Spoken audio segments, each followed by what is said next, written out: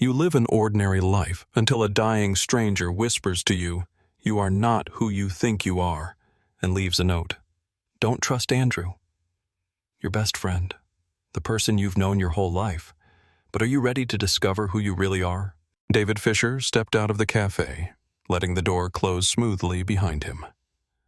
The morning air was still filled with the aroma of freshly baked bread and coffee, blending with the scent of damp asphalt after a recent rain.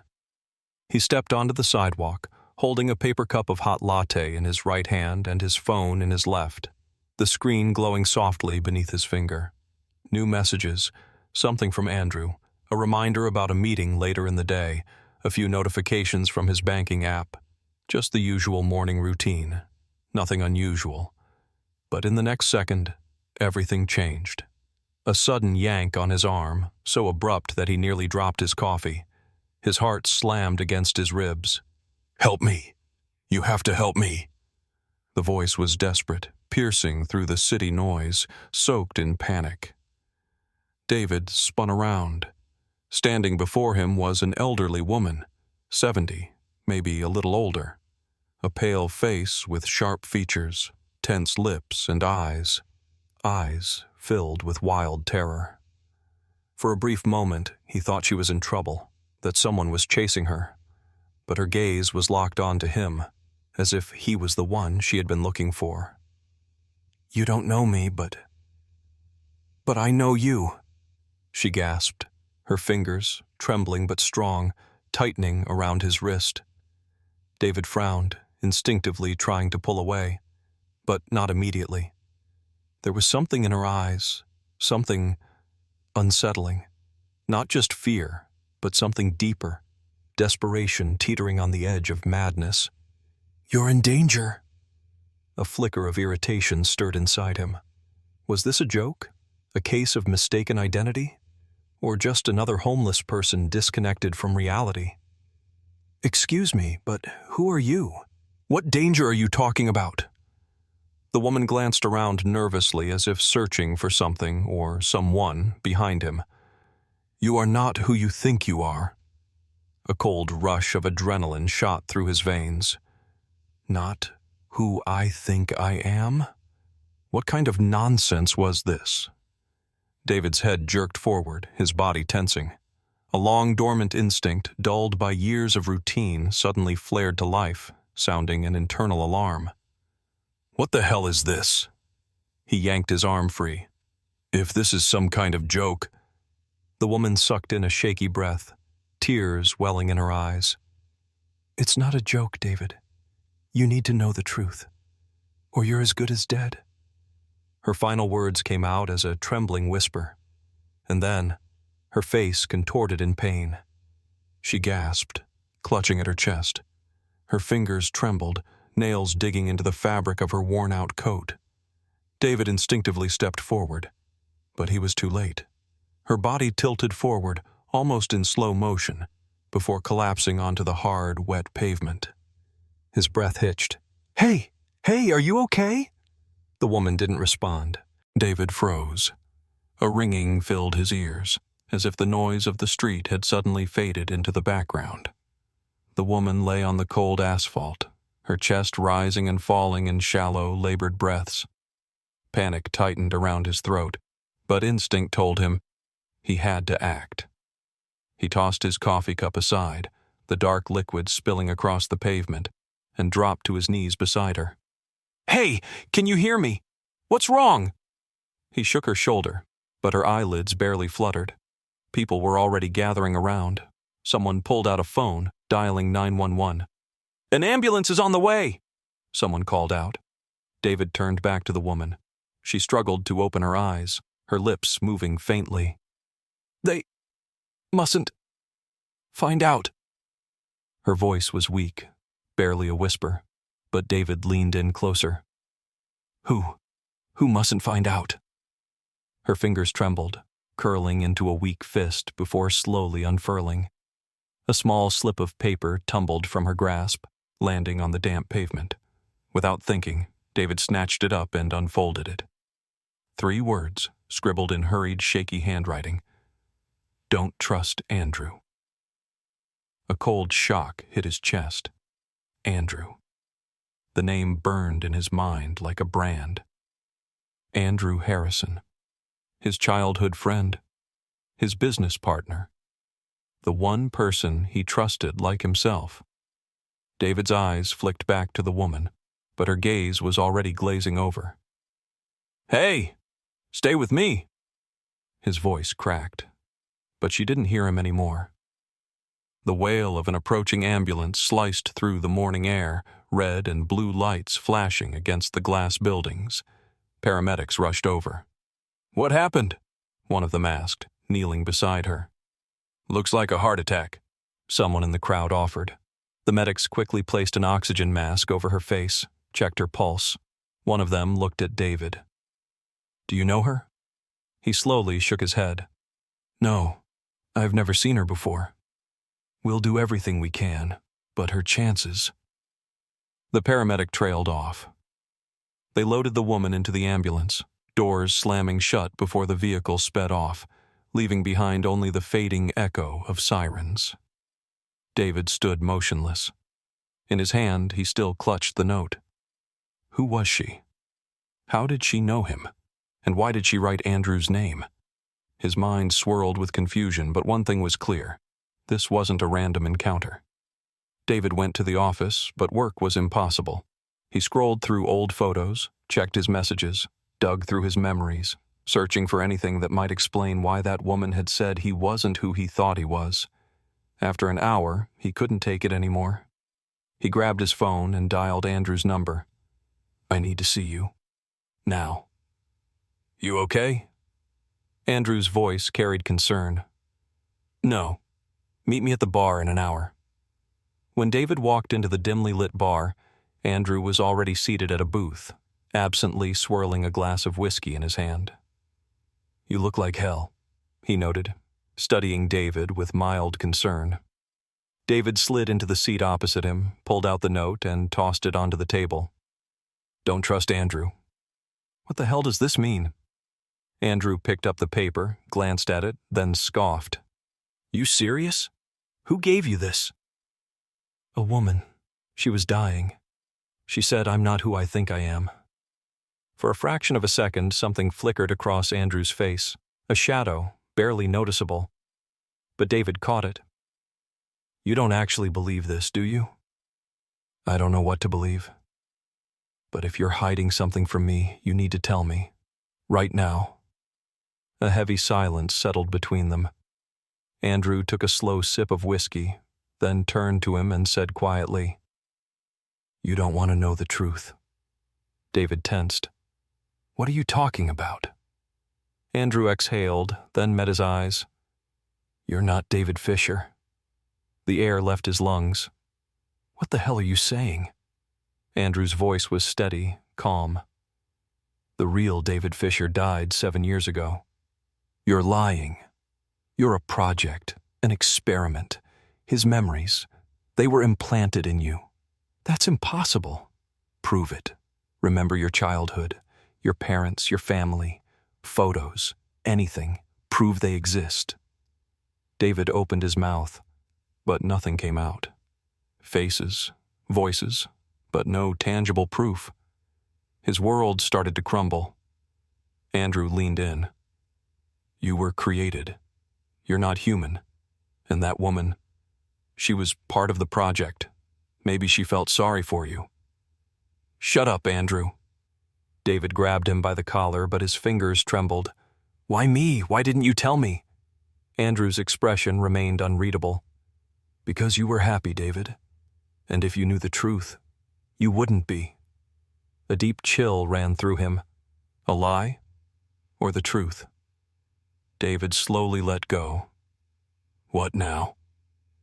Andrew sighed, rubbing his temples. "You can walk away and forget, or you can keep digging. But if you do, you might not like what you find." David stood up and left the bar. In his hand, he still clutched the note. "Don't trust Andrew." David pulled into the underground parking garage of his office building and turned off the engine, but he made no move to get out. His gaze was fixed on the steering wheel, but his thoughts were elsewhere. The woman. Her warning. The fear in her eyes. The note. Don't trust Andrew. Those 3 words burned into his mind like searing metal. He exhaled deeply, opened the door, and headed for the elevator. As the doors slid shut, he caught a glimpse of himself in the mirrored wall. Pale face, tense features, eyes red with exhaustion. He looked like he hadn't slept in days. The elevator chimed, and the doors opened to the familiar hum of the office. Bright overhead lights, the soft whir of printers, the quiet murmur of employees. Someone walked past him with a polite, "Good morning, boss," but he didn't respond. Instead, he walked straight to his office, shut the door behind him, and sat at his desk. The glow of his laptop screen lit up in front of him, but he couldn't focus. His hands moved on their own, reaching for his phone. He opened his gallery and started scrolling through photos.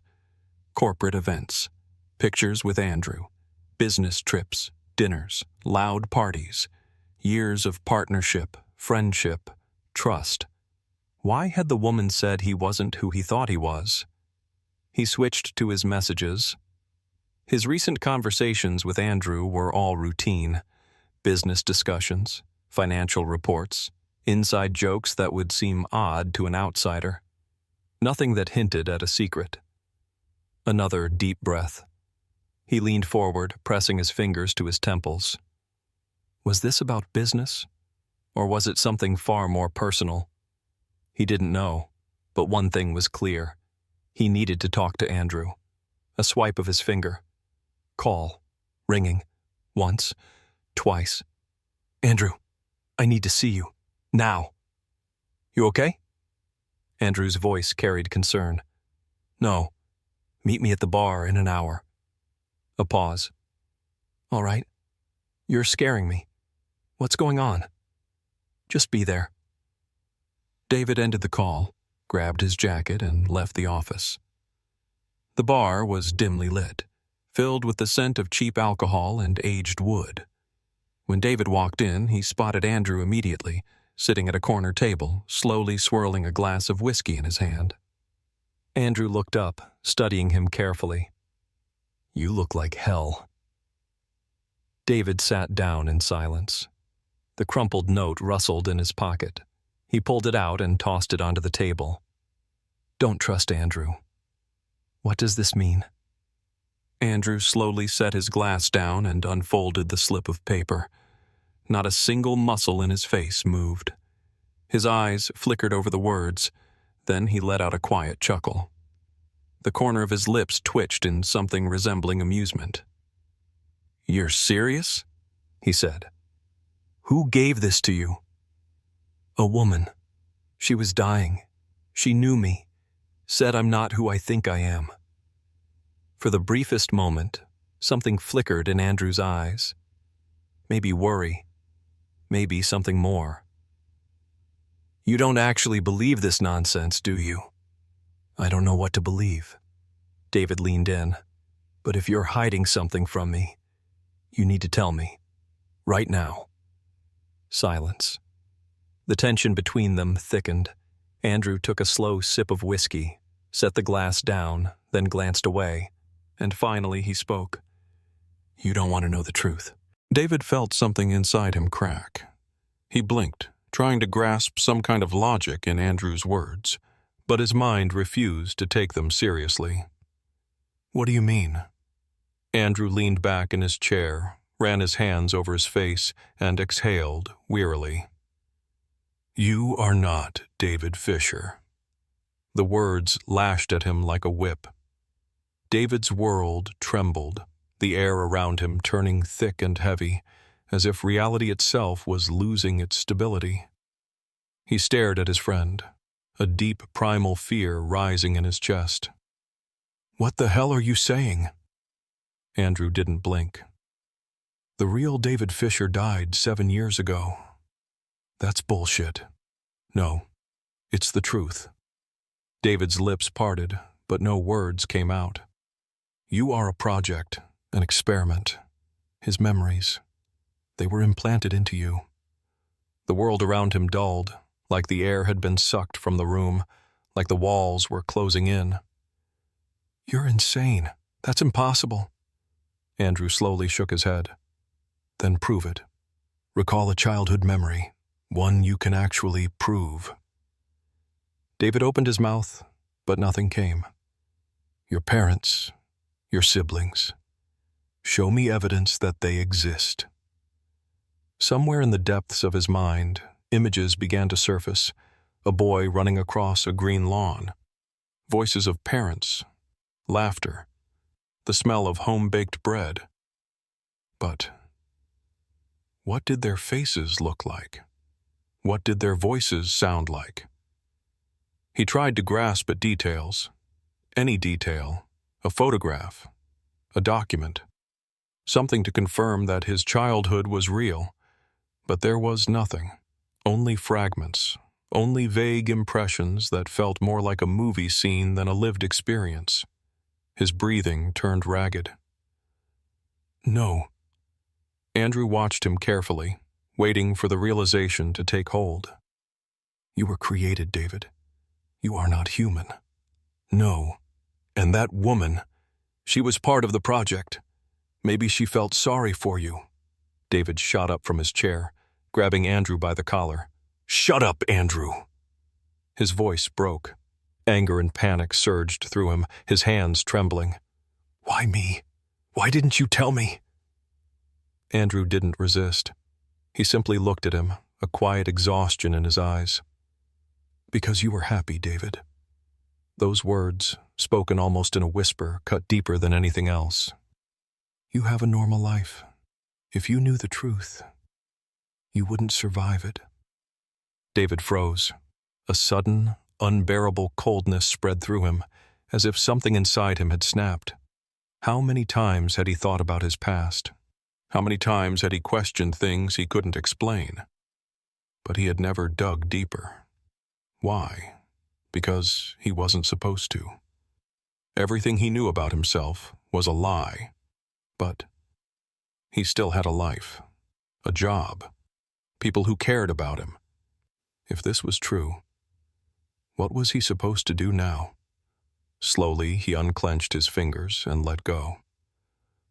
"What now?" Andrew exhaled heavily. "You can walk away and forget all of this." He hesitated.